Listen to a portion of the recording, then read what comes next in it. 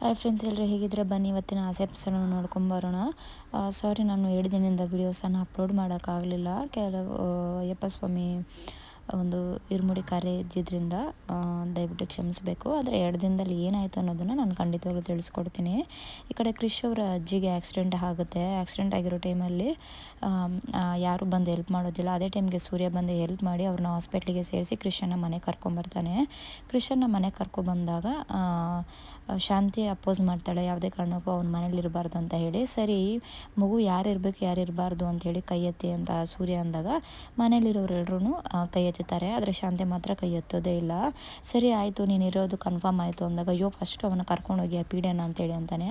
ಅದಕ್ಕೆ ಈ ಕಡೆ ಕ್ರಿಶ್ ಎತ್ಕೊಂಡು ಅಜ್ಜಿ ಸಾರಿ ಅಜ್ಜಿ, ನಾನು ಇಲ್ಲೇ ಇರ್ತೀನಿ ಅಂದಾಗ ಯಾರು ನಿನ್ನ ಅಜ್ಜಿ, ನನ್ನ ಅಜ್ಜಿ ಅಂತೆಲ್ಲ ಅಂದರೆ ಸರಿ ಇರೋದಿಲ್ಲ, ಯಾರು ತಂದೆ ತಾಯಿ ಗುಡ್ದು ಏನು ಅಂತೇಳಿ ಈ ಕಡೆ ಶಾಂತಿ ಬೈಯೋಕ್ಕೆ ಶುರು ಮಾಡ್ತಾಳೆ.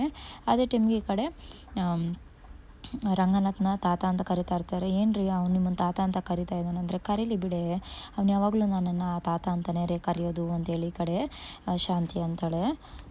ಈ ಕಡೆ ಸೂರ್ಯನು ಸಹ ರೇಗ್ಸೋಕ್ಕೆ ಶುರು ಮಾಡ್ತಾನೆ. ಸರಿ ಕ್ರಿಶ್, ನೀನು ಏನು ಮಾಡು ಗೊತ್ತಾ, ಸರಿ ನೀನು ಏನಂತ ಕರಿತೀಯ ಅಂದರೆ ಅವ್ರನ್ನ ಸಿಸ್ಟರ್ ಅಂತ ಕರಿ, ಅವ್ರನ್ನ ಇನ್ನೊಬ್ಬರು ಅಂತ ಕರಿಲ್ಲ ಅಂದರೆ ಮನೆಯವರೆಲ್ಲ ತುಂಬ ನಗ್ತಾಯಿದ್ರು. ಮತ್ತು ಇನ್ನೇನು ಅಜ್ಜಿ ಅಂತ ಕರಿಬಾರ್ದಂದರೆ ಬೇರೆ ಇನ್ನೇನು ಕರೆಯೋಕ್ಕಾಗುತ್ತೆ ಅವನು ಅಂತ ಹೇಳಿ, ಸರಿ ಬಾ ತಾತಗೆ ಮುತ್ತ ಕೊಟ್ಬಿಡು ಅಂತ ಹೇಳಿ ತಾತಗೆ ಒಂದು ಮುತ್ತು ಕೊಟ್ಟು ಥ್ಯಾಂಕ್ ಯು ಅಂತ ಹೇಳ್ತಾನೆ. ಸರಿ, ಈ ಕಡೆ ಕ್ರಿಶ್ ಇರೋದು ಕನ್ಫರ್ಮ್ ಆಯಿತು ಇರಲಿ ಅಂತ ಅಂದಾಗ ಈ ಕಡೆ ಏನಾದರೂ ಮಾಡ್ಕೊಂಡು ಹಾಳಾಗೋಗಿ ನನ್ನ ಮಾತು ಒಬ್ಬರು ಕೇಳೋದೇ ಇಲ್ಲ ಅಂತ ಹೇಳಿ ಈ ಕಡೆ ಶಾಂತಿ ಕೋಪ ಮಾಡ್ಕೊಂಡು ಹೋಗ್ಬಿಡ್ತಾಳೆ. ಅಮ್ಮ ಯಾಕಮ್ಮ ಕೋಪ ಮಾಡ್ಕೊಂಡು ಹೋಗ್ತಿದ್ದೆ, ಒಂದು ನಿಮಿಷ ಇರುಮಾ ಅಂತ ಹೇಳಿ ಮನೋಜನು ಸಹ ಹಿಂದೆನೇ ಹೋಗ್ತಾನೆ. ಅವ್ರ ಹಿಂದೆನೂ ಮನೆಯವರೆಲ್ಲ ಹೋಗ್ತಾರೆ. ಈ ಕಡೆ ಕ್ರಿಶ್ ಒಬ್ಬನೇ ನಿಂತಿರ್ತಾನೆ. ಅದೇ ಟೈಮ್ಗೆ ರೋಹಿಣಿ ಕ್ರಿಶನ್ನು ಓಡಿ ಬಂದು ತಬ್ಬಿಕೊಂಡು ಮುತ್ತನ್ನು ಕೊಡ್ತಾಳೆ. ಅವಳು ಖುಷಿನ ವ್ಯಕ್ತಪಡಿಸಿ ಮತ್ತೆ ಹೋಗಿ ಸೈಲೆಂಟಾಗಿ ಏನೂ ಗೊತ್ತಿಲ್ದಿರೋ ಥರ ಸಪ್ರೇಟಾಗಿ ನಿಂತ್ಕೊಂಡ್ಬಿಡ್ತಾಳೆ. ಈ ಕಡೆ ರೋಹಿಣಿ ಅವರ ಅಮ್ಮನ ನೋಡೋಕ್ಕೆ ಹೋಗಿರ್ತಾಳೆ. ಅಮ್ಮ ಹೆಂಗಿದ್ದೀರಮ್ಮ, ಮಲ್ಕೊಳ್ಳಿ ಅಂತ ಅಂದಾಗ ರೋಹಿಣಿ ನಾನು ಆರಾಮಾಗಿದ್ದೀನಿ, ಕೃಷಿಯಾಗಿದ್ದಾನೆ ಅಂದರೆ ಅವನು ಆರಾಮಾಗಿದ್ದಾನಮ್ಮ, ನಿಮಗೇನು ಅಷ್ಟು ಮಾತ್ರ ಗೊತ್ತಾಗೋದಿಲ್ವಾ, ನೋಡ್ಕೊಂಡು ಹೋಗೋಕ್ಕಾಗೋದಿಲ್ವಾ ಅಂತೇಳಿ ಅಂದಾಗ, ನಾನೇನು ಬೇಕು ಅಂತ ಮಾಡ್ಕೊಂಡು ಆಕ್ಸಿಡೆಂಟು ಈ ಥರ ಕೇಳ್ತಾ ಇದೆಯಾ, ನಿನ್ನ ಮಗನಿಗೆ ಆಗಬೇಕಾಗಿರೋದು ಅದನ್ನ ತಪ್ಪಿಸಿ ನನಗಾಗಿದೆ ಅಷ್ಟೇ ಅಂತೇಳಿ ಅಂತಾರೆ.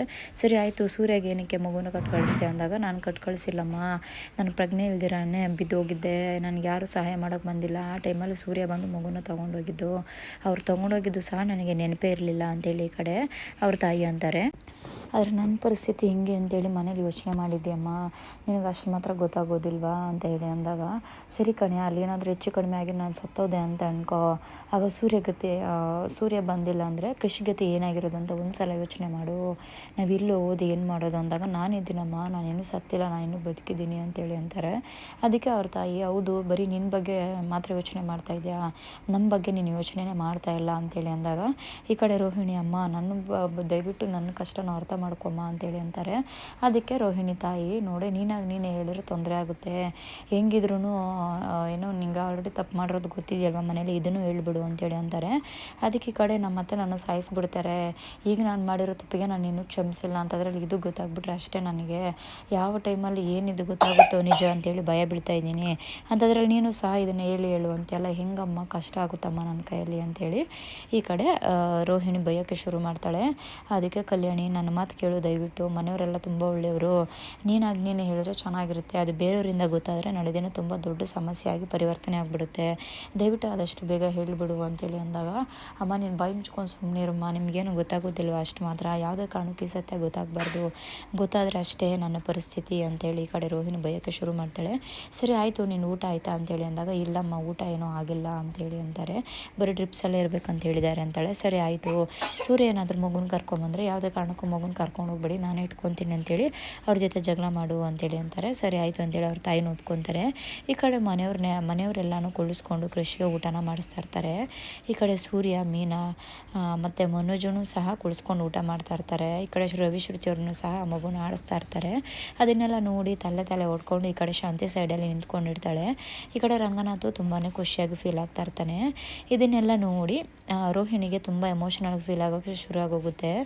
ನಾನು ನನ್ನ ಕಂದನ್ನು ಸಾಕಬೇಕಾಯಿತು, ಆದರೆ ನೋಡಿ ಇವ್ರು ನಾನು ಇಷ್ಟು ಚೆನ್ನಾಗಿ ನೋಡ್ಕೊತಾ ಇದ್ದಾರೆ ಅಂಥೇಳಿ ಈ ಕಡೆ ತುಂಬಾ ಖುಷಿ ಆಗ್ತಾ ಇರುತ್ತೆ. ಆದರೆ ಯಾವುದೇ ಕಾರಣಕ್ಕೂ ಒಂದು ನೋವನ್ನೇ ವ್ಯಕ್ತಪಡಿಸೋಕ್ಕಾಗದಿರೋಂತಹ ಪರಿಸ್ಥಿತಿಯಲ್ಲಿ ರೋಹಿಣಿ ಇರ್ತಾಳೆ.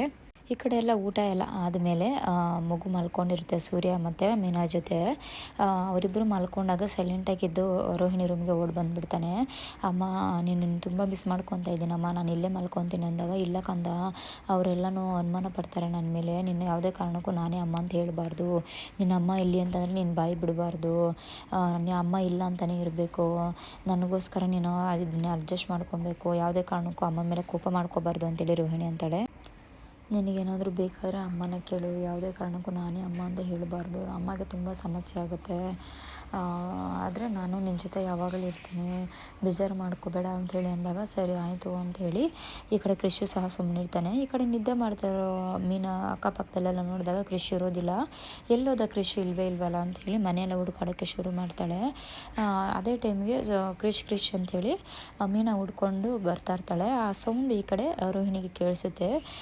ಮೀನಾ ಹುಡ್ಕೊಂಬರ್ತಾ ಇದ್ದಾಳೆ ಅಂಥೇಳಿ ಓಡಿ ಹೋಗಿ ಕೃಷ್ಣ ರೂಮಿಂದ ಆಚೆ ಹಾಕ್ಬಿಟ್ಟು ಡೋರ್ ಹಾಕ್ಕೊಂಡು ಅಳೋಕ್ಕೆ ಶುರು ಮಾಡ್ತಾಳೆ.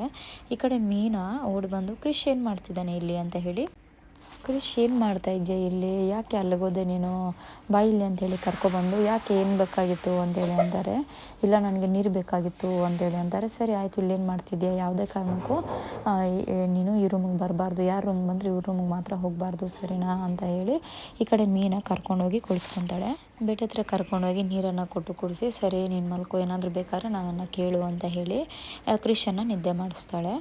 ಬೆಳಗ್ಗೆ ಎದ್ದು ಸ್ಕೂಲ್ಗೆ ರೆಡಿ ಮಾಡಬೇಕಂತ ಹೇಳಿ ಬೆಳಗ್ಗೆ ಸ್ಕೂಲ್ಗೆ ರೆಡಿ ಮಾಡಿ ಟಿಫನನ್ನು ಮಾಡಿಸ್ತಾ ಇರ್ತಾರೆ. ಇಬ್ಬರು ಸಹ ಆಟ ಆಡಿಸ್ಕೊಂಡು ಬೇಡ ಅಂದ್ರೂ ಬಲವಂತ ಮಾಡಿ ತಿನ್ನಿಸ್ತಾ ಇರ್ತಾರೆ. ಸರಿ ಆಯಿತು. ಈ ಕಡೆ ಸೂರ್ಯ ಅಜ್ಜಿನ ನೋಡೋಕೆ ಹೋಗಬೇಕು, ಇವತ್ತು ರಜಾ ಹಾಕಬೇಕು, ಇವತ್ತು ನೀನು ಸ್ಕೂಲ್ ಇಲ್ಲ ಅಂತೇಳಿ ಅಂದಾಗ, ಇಲ್ಲ ಇವತ್ತು ಶುಕ್ರವಾರ ನಮ್ಮ ಸ್ಕೂಲ್ ಇದೆ ಅಂತೇಳಿ ಅಂತಾರೆ. ಈ ಕಡೆ ಸೂರ್ಯ ನಿನಗೆ ರಜಾ ಕೊಟ್ಟಿಲ್ಲಪ್ಪ, ನಾವೇ ರಜೆ ತೊಗೊತಾ ಇರೋದು ಅಂತೇಳಿ ಅಂದಾಗ, ಇಲ್ಲ ಸ್ಕೂಲಲ್ಲಿ ಬೈತಾರೆ, ಯಾವುದೇ ಕಾರಣಕ್ಕೂ ನಾವು ರಜೆ ತೊಗೊಳಂಗಿಲ್ಲ, ಬೈತಾರೆ ಅವರು ಅಂಥೇಳಿ ಅಂತಾರೆ. ಸರಿ ಆಯಿತು ನಾನು ಹೇಳ್ತೀನಿ ಬಿಡು ಅಂದಾಗ, ಇಲ್ಲ ಆ ಥರ ಎಲ್ಲ ಒಪ್ಪೋದಿಲ್ಲ, ಆ ಸ್ಕೂಲಲ್ಲಿ ಲೀವ್ ಲೆಟ್ರ್ ಕೊಡಲೇಬೇಕು, ಲೀವ್ ಲೆಟ್ರ್ ಬರ್ಕೊಟ್ರೆ ಅವ್ರು ಒಪ್ಕೊಳ್ಳೋದು ಅಂದಾಗ, ಸರಿ ಆಯಿತು ನಿಮ್ಮ ಮೇಡಮ್ಗೆ ನಾನೇ ಖುದ್ದಾಗಿ ಲೀವ್ ಲೆಟ್ರ್ ಬರ್ಕೊಡ್ತೀನಿ, ತಲೆ ಕೆಡಿಸ್ಕೋಬೇಡ ಅಂತೇಳಿ ಅಂದಾಗ, ಸರಿ ಆಯಿತು ಕನ್ನಡದಲ್ಲಿ ಬರೀಬಾರ್ದು ಇಂಗ್ಲೀಷಲ್ಲಿ ಬರೀಬೇಕು ಅಂತೇಳಿ ಅಂತಾನೆ. ಈ ಕಡೆ ಸೂರ್ಯ ಅಯ್ಯೋ ಇಂಗ್ಲೀಷಲ್ಲಿ ಬರೀಬೇಕಾ, ಏನು ಮಾಡೋದು ಅಂತೇಳಿ ಯೋಚನೆ ಮಾಡ್ಕೊಂಡು ಕೂತ್ಕೊತಾರೆ. ಅದೇ ಟೈಮ್ಗೆ ಮನೇಲಿರೋರೆಲ್ಲ ಬರ್ತಾರೆ. ಬೆಳಗ್ಗೆ ನಿಮ್ಗೆ ಮಾಡೋಕ್ಕೆ ಬರೀ ಕೆಲಸ ಇಲ್ಲ, ಲೀವ್ ಲೆಟ್ರ್ ಬಗ್ಗೆ ಯೋಚನೆ ಮಾಡ್ಕೊಂಡು ಕೂತಿದ್ದಾರೆ ಅಂತೇಳಿ ಈ ಕಡೆ ಶಾಂತಿ ಬೈಯೋಕ್ಕೆ ಶುರು ಮಾಡ್ತಾರೆ.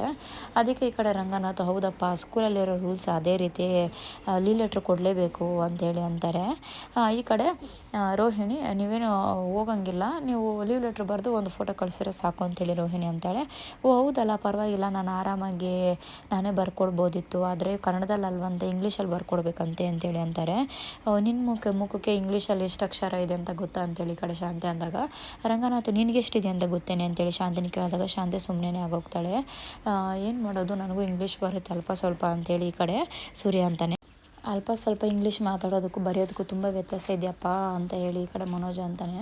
ಅದಕ್ಕೆ ಶಾಂತಿ, ನಮ್ಮ ಮನೇಲಿ ತುಂಬ ಚೆನ್ನಾಗಿ ಓದಿರೋದು ರವಿ ಮತ್ತು ಮನೋಜ ಇಬ್ಬರೇ, ಬೇರೆ ಯಾರೂ ಓದಿಲ್ಲ ಅಂತೇಳಿ ಶಾಂತಿ ಅಂದಾಗ, ಈ ಕಡೆ ಸೂರ್ಯ, ಎಲ್ಲಿ ನೀನು ಏನು ಅಮ್ಮ ಮಗ ಇಬ್ಬರೂ ಎಲ್ಲಿ ಓದೋಕ್ಕೆ ಬಿಟ್ರಿ ನನ್ನನ್ನು, ಎಲ್ಲಿ ಸ್ಕೂಲ್ಗೆ ಕಳ್ಸೋಕೆ ಬಿಟ್ರಿ ನನ್ನನ್ನು ಅಂತ ಹೇಳಿ ಅಂತಾರೆ. ಈ ಕಡೆ ಮೀನಾ ಅಂತೂ ಶಾಕ್ ಆಗೋಗ್ತಾಳೆ. ಈ ಕಡೆ ಮನೋಜ ಮತ್ತು ಶಾಂತಿ ಇಬ್ಬರೂ ಸಹ ಒಬ್ರಿಗೊಬ್ರು ಮುಖ ನೋಡ್ಕೊಂಡು ಸುಮ್ಮನೆ ಆಗೋಗ್ತಾರೆ.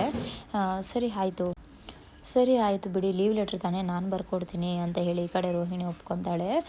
ಸರಿ ಅಂತ ಹೇಳಿ ರೋಹಿಣಿ ಒಂದು ಪೇಪರನ್ನು ತೊಗೊಂಬಂದು ಲೀವ್ ಲೆಟ್ರ್ ಬರೋಕ್ಕೆ ಶುರು ಮಾಡ್ತಾಳೆ. ಕಂದ ಯಾವ ಸ್ಕೂಲ್ ನೀನು ಓದ್ತಾ ಇರೋದು ಏನು ಅಂತ ಹೇಳು ಅಂತ ಹೇಳಿ ಈ ಕಡೆ ರೋಹಿಣಿ ಕೃಷ್ಣನ ಕೇಳಿಕೊಂಡು ಲೀವ್ ಲೆಟ್ರನ್ನು ಬರೀತಾಳೆ. ಅಲ್ಲಿ ಇವತ್ತಿನ ಎಪಿಸೋಡ್ ಕಂಪ್ಲೀಟ್ ಆಗುತ್ತೆ. ಮುಂದಿನ ಎಪಿಸೋಡಲ್ಲಿ ಮೀಟ್ ಮಾಡೋಣ. ಆದಷ್ಟು ನನ್ನ ವಿಡಿಯೋಸ್ ಇಷ್ಟ ದಯವಿಟ್ಟು ಲೈಕ್ ಮಾಡಿ, ಶೇರ್ ಮಾಡಿ ಮತ್ತು ಸಬ್ಸ್ಕ್ರೈಬನ್ನು ಮಾಡಿ. ಬಾಯ್.